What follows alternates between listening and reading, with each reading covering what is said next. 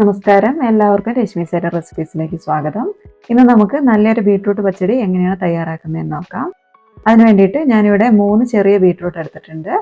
പച്ചടിക്ക് വേണ്ടിയിട്ട് ബീട്രൂട്ട് എടുക്കുമ്പോൾ എപ്പോഴും നല്ല കളറുള്ള ബീട്രൂട്ട് നോക്കിയെടുക്കുക, നല്ല ഡാർക്ക് കളറുള്ളത്. ഇനി ഇത് തൊലി കളഞ്ഞിട്ട് ഇതേപോലെ ഗ്രേറ്റ് ചെയ്തെടുക്കാം. അതല്ലെങ്കിൽ ഗ്രേറ്റർ ഇല്ലെങ്കിൽ നമുക്ക് കത്തി വെച്ചിട്ട് തോരനൊക്കെ അരിയുന്നത് പോലെ കൊത്തി അരിഞ്ഞിട്ട് ചെറിയ കഷ്ണങ്ങളാക്കി മുറിച്ചെടുക്കാം. ഇതിപ്പോൾ ഗ്രേറ്റ് ചെയ്തതിന് ശേഷം 250 ഗ്രാം ബീട്രൂട്ട് ഉണ്ട്. കപ്പിലാണെങ്കിൽ ഒരു 2 കപ്പ് ബീട്രൂട്ട് ഉണ്ടാകും.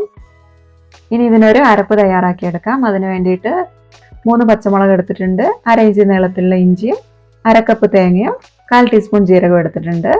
തേങ്ങ ഒരുപാട് വേണ്ട, അപ്പോൾ പച്ചടിക്ക് കളർ കുറഞ്ഞു പോകും. ഇത് നല്ല ഫൈനായിട്ട് അരച്ചെടുത്തിട്ടുണ്ട്.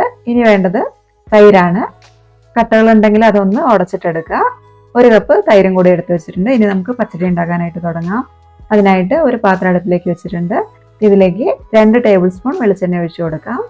വെളിച്ചെണ്ണ ഒന്ന് ചൂടായി വരുമ്പോൾ 1/2 ടീസ്പൂൺ കടുക് ചേർത്ത് കൊടുക്കാം. കടുക് മുഴുവൻ പൊട്ടിത്തീരുമ്പോൾ 3 വറ്റൽമുളക് മുറിച്ചതും 1 തണ്ട് കറിവേപ്പിലയും കൂടെ ചേർത്ത് കൊടുത്തിട്ട് 2 സെക്കൻഡ് ഒന്ന് ഇളക്കിയെടുക്കാം. മുളക് അല്ലെങ്കിൽ കരിഞ്ഞു പോകും. ഇനി ഇതിലേക്ക് നമ്മൾ നേരത്തെ ഗ്രേറ്റ് ചെയ്ത് വെച്ചിരിക്കുന്ന ബീട്രൂട്ട് ചേർത്ത് കൊടുക്കാം.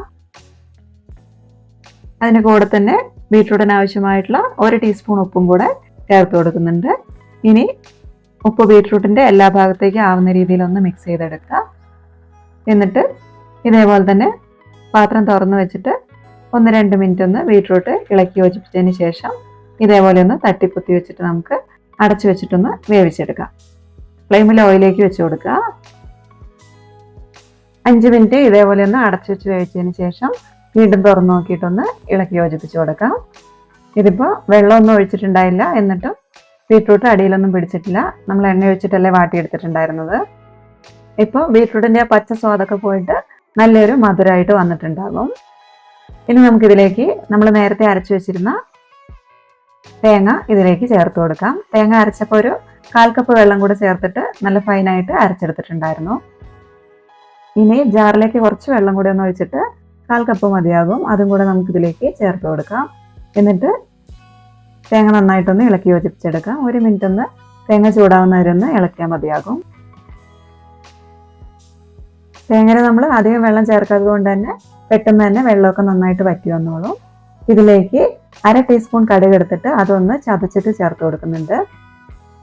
ഇങ്ങനെയും ചേർക്കാം, അതല്ലെങ്കിൽ നമ്മൾ തേങ്ങ അരയ്ക്കുന്ന സമയത്ത് തേങ്ങ ഒരു തവണ ഒന്ന് അരച്ചതിന് ശേഷം കടുക് അധികം അരഞ്ഞു പോകാതെ തേങ്ങയുടെ കൂടെ കൂട്ടിയിട്ടൊന്ന് അരച്ചെടുത്താൽ മതി.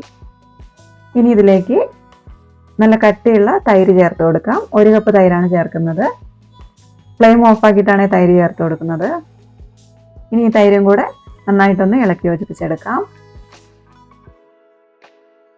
നമ്മൾ ചേർക്കുന്ന തൈരിൻ്റെ പുളിക്കനുസരിച്ച് ചേർത്ത് കൊടുക്കുന്ന ഉപ്പിൻ്റെ അളവിലും വ്യത്യാസം വരുത്തണം. ഇതിപ്പം ഒരുപാട് പുളിയുള്ള തൈരല്ല, അതുകൊണ്ട് ഞാനിതിലേക്ക് 1/2 ടീസ്പൂൺ ഉപ്പും കൂടെ ചേർത്ത് കൊടുക്കുകയാണ്. എന്നിട്ട് നന്നായിട്ടൊന്നും കൂടി ഒന്ന് ഇളക്കി യോജിപ്പിച്ചെടുക്കാം. ഇപ്പോൾ നല്ല അടിപൊളിയായിട്ടുള്ള ബീട്രൂട്ട് പച്ചടി ഇവിടെ റെഡി ആയിട്ടുണ്ട്.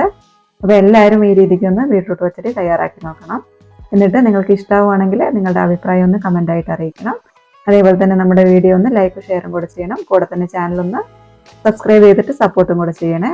അപ്പോൾ ഇതേപോലെയുള്ള സിമ്പിളായിട്ടുള്ള നല്ല റെസിപ്പീസുമായിട്ട് വീണ്ടും കാണുന്നത് വരെ നന്ദി.